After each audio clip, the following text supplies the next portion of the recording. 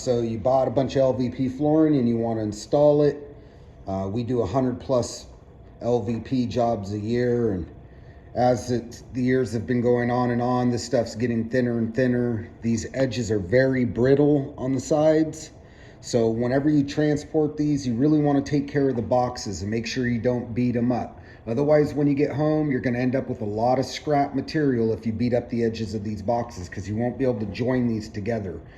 So do your best to make sure you take care of these boxes in transport. We have courier systems that bring this flooring to us here on the coast, and sometimes they beat up these boxes pretty bad, and it's pretty upsetting when you go to lay it. So tip number one is you want to make sure that you get this stuff home safely without beating up all the boxes. There's plenty of videos that'll show you how to get your takeoff, which is known as your square footage for your flooring, as well as your underlayment and how much overage you're going to need. But pattern will dictate waste. So if you go with a 50-50 pattern where you're just splitting these flooring in half, you're going to have a straight line down each room. You would see the line straight down each room, and it would break it up over time. Larger rooms, the 3-2-1 pattern dissipates itself really well, especially if you're doing a whole house and you're not doing seams or transitions in between the doorways. This is going to keep you where you don't notice the flooring patterns. It just breaks it up along the eye, as well as the waste. You're going to get a lot less waste. So the 3-2-1 pattern, basically all your cutoffs from down there are going to now come over here. Let me zoom back. Are going to now come over here, and you can see my cut edge right there. And if you put that up against the wall, it's just a little bit too long.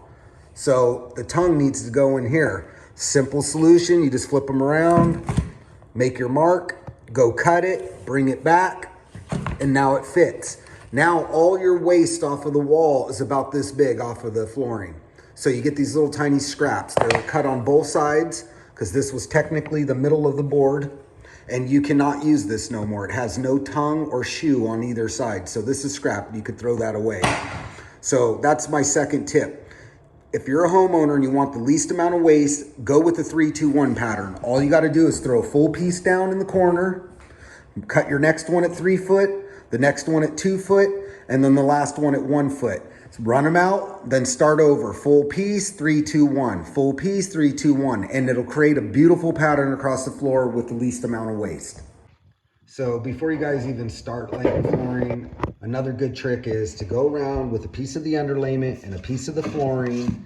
Get yourself an all-purpose tool or a multitasking tool. Here on the coast where we live, everybody calls these the EE tool, because all they do is go E the whole time, but they cost about 69 bucks. And if you're doing a whole house, it's worth spending the 69 bucks. These things will save your life.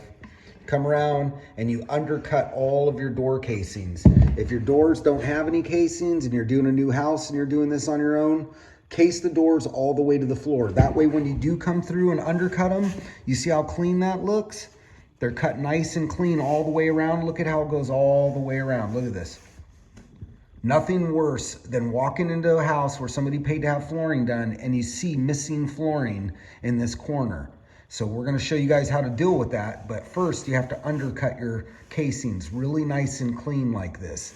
Vacuum up, make sure you get all the debris out, run something in there to make sure that it's even and smooth. And then we'll show you guys how we cut those corners when we get to that. So just about all flooring kits are going to come with your standard beater block. It's got a recess on it that's supposed to hook over the edge of the flooring like so. And then you drive it home to close the gap. Don't do that. That's a no-no. You're going to use bridges. You're going to need 2 of these bridges. You're going to get a lot of scraps when you get to the end. This is the center cut. It's still got a perfectly good tongue on it. You're going to use that tongue. You're going to stick that tongue in the hole, put your block on it, and beat it home like that. That way you could beat up the edge of the block, as you can see from it getting chunked on, and not damage your flooring. If these get too beat up, just throw them away and grab another piece of scrap to do that. But you need 2. The second one's gonna go over here and mate these 2.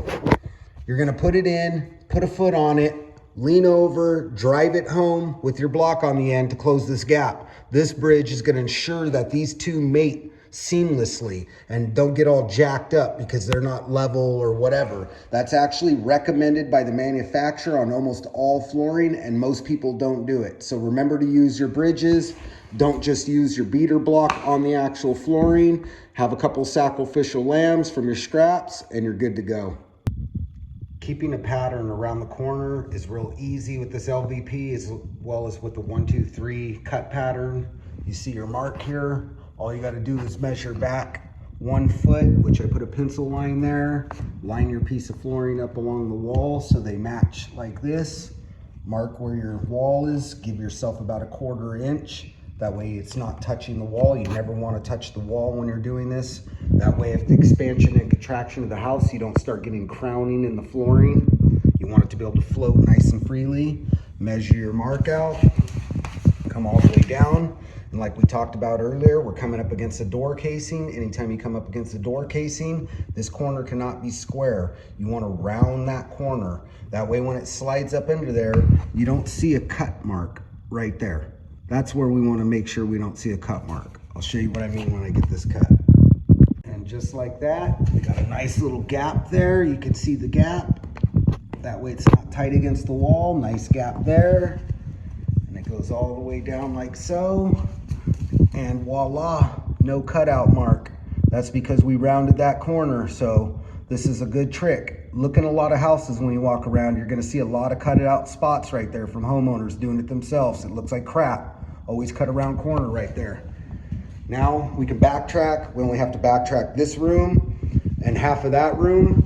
And that's the littler of the two evils, as you would say, because I still have to do a bathroom in that master bedroom, a kitchen, a living, another bathroom and another bedroom. And it's easier to keep going like this with the flooring where you're sticking tongues into shoes than backtracking where you're trying to stick shoes into tongues. It's a nightmare to do the flooring like that. So I only have to do 2 little half rooms and then I can do all the rest of the house normal. So you want to think about that, since you have to keep your shoes facing the outside like so.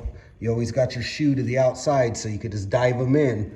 Something to think about before you start. So if you're a homeowner and you're doing this yourself, don't think that because the floor comes with an underlayment, you don't need one. Especially if you're a homeowner and you're not experienced at doing click lock flooring. This stuff will save your life. It'll save your life in numerous ways. One, for clicking it together. It helps eat up inconsistencies in the floor. If anything's over 1/8 of an inch in difference on the subfloor, then you're gonna have to address that prior to the underlayment. But if you have staple heads, things like that you couldn't get up out of the subfloor, chunky little spots, this will eat up all those inconsistencies and give you a really smooth surface to start clicking this flooring together on. It also, with the sound alone, it makes it really quiet to walk on. So when females have high heels and they start walking around in these houses, especially 2 stories, it gets extremely loud. So you really, really, really want to make sure you put an underlayment down. I know the cost is extremely high on this. It could be more expensive than the subfloor, especially if you live in condominiums and your homeowners association requires like 6 mil. This is a 2 mil product. It's not only the toughest 2 mil product we've ever found, it's one of the cheaper products we've ever found for cost-wise. So it makes it extremely affordable for you to lay this down. I'll put a link in the description below for it, as well as the flashing tape. If you get chunk marks like this right here, let's see if I get that on camera for you. It ain't actually broke apart. The plastic's still intact underneath. You just put a piece of flashing tape down, you're good to go.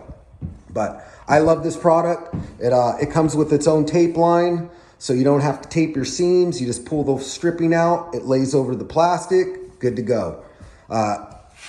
Really great product. So I highly recommend you guys check it out. Make sure you don't skimp on it. It'll save you guys in more ways than one. Here's a good piece of advice for small little intricate cuts. Ones that will break most likely if you try to feed them into place, especially with heater registers. Let me pull this one out. So if you look here, that edge right there is only about 1/4 of an inch to 1/2 inch from the seam line right here. There's a seam line right there. Okay, so you see the seam line.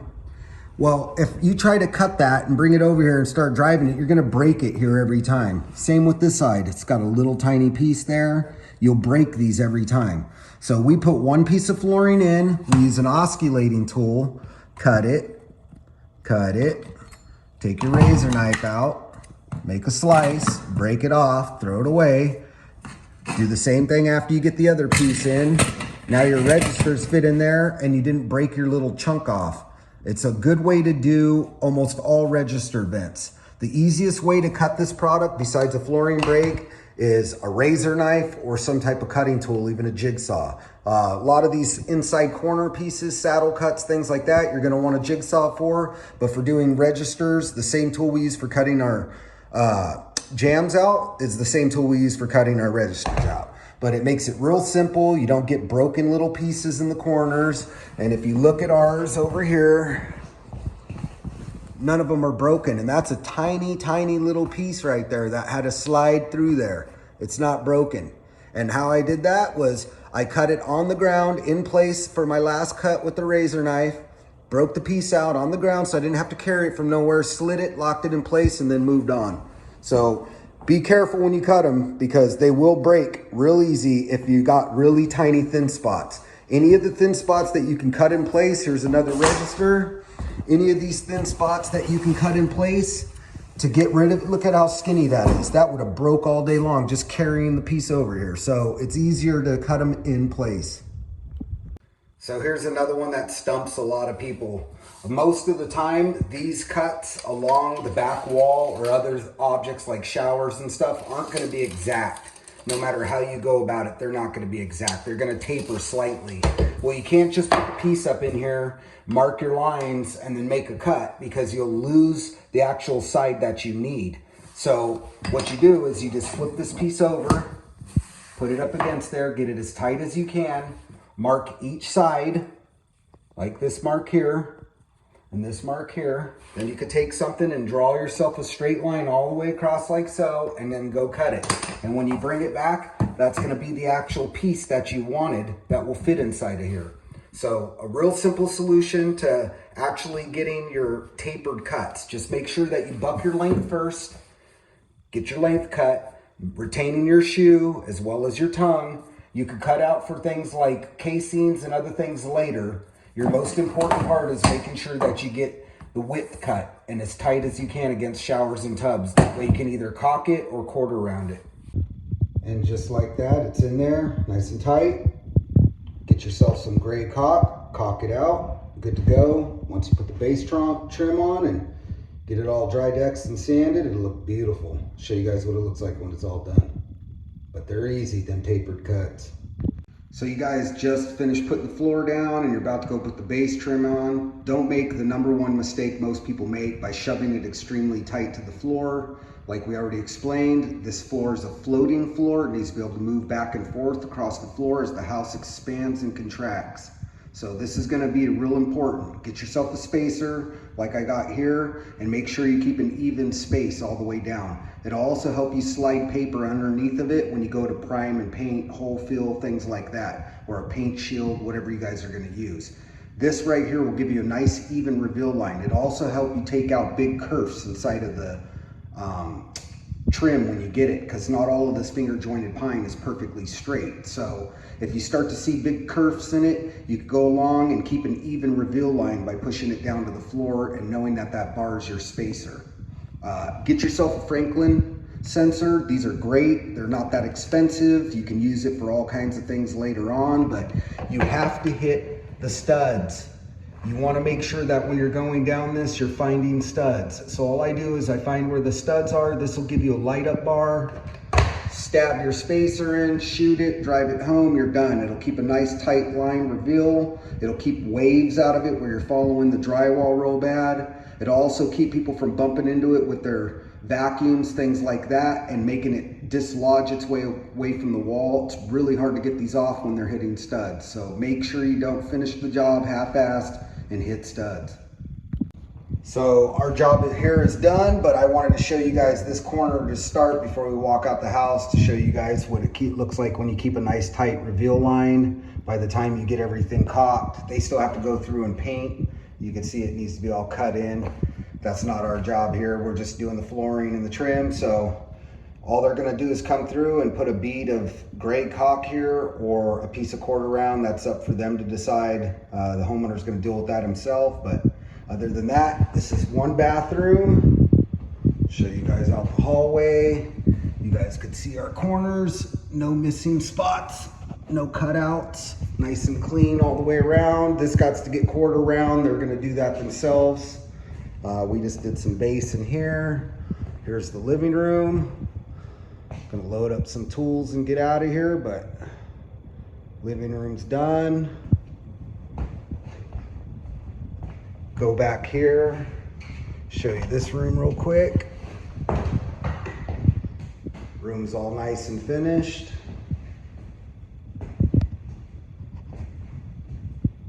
Here's that one casing, doorway casing that we talked about. See how nice and clean it looks? Once they paint it and get rid of all the scuff marks, you'll never even see any seams or anything like that. It all came out really clean. I'll go over to the other room.